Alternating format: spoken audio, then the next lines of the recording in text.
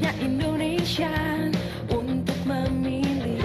Ya, kampanye tentu saja harus mengikuti peraturan KPU terbaru, yaitu PKPU 13 tahun 2020 yang baru saja kami undangkan, ya, dan tentu saja ada ketentuan-ketentuan baru di situ. Jadi tidak ada lagi kampanye berupa konser, berupa gerak jalan, berupa rapat umum, ya. Jadi hanya kita tetapkan saja pertemuan-pertemuan terbatas yang jumlah orangnya juga terbatas dengan mekanisme sesuai dengan protokol COVID-19. Ini tentu saja harus kita batasi karena situasi kondisi pandemik seperti saat ini. Tiba saatnya Indonesia untuk memilih.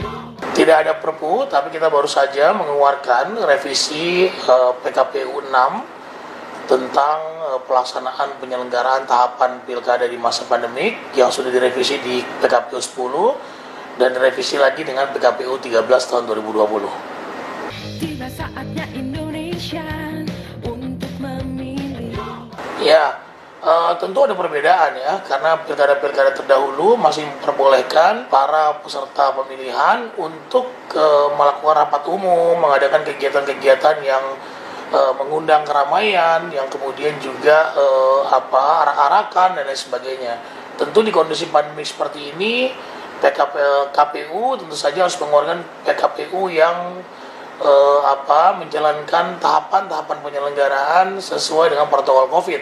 Karena bagaimanapun juga tentu kita sebagai warga negara harus kemudian agar paparan COVID ini bisa diminimalisir bahkan ditiadakan, harus berperan aktif untuk kemudian menerapkan protokol COVID-19 dengan menggunakan masker, menggunakan face shield, dan tentu saja tidak hanya KPU yang kemudian bertanggung jawab terhadap persoalan-persoalan ini.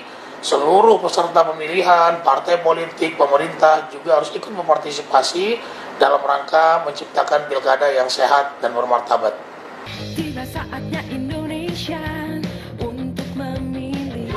Tentu ada sanksi administratif yang memang dibuat dalam konstruksi Undang-Undang 10 tahun 2016 tentang pemilihan. Hanya bisa kita berikan sanksi administratif, ya, kita akan nanti berkoordinasi dengan Bawaslu melaporkan kepada KPU untuk merekomendasi sanksi administratif tersebut.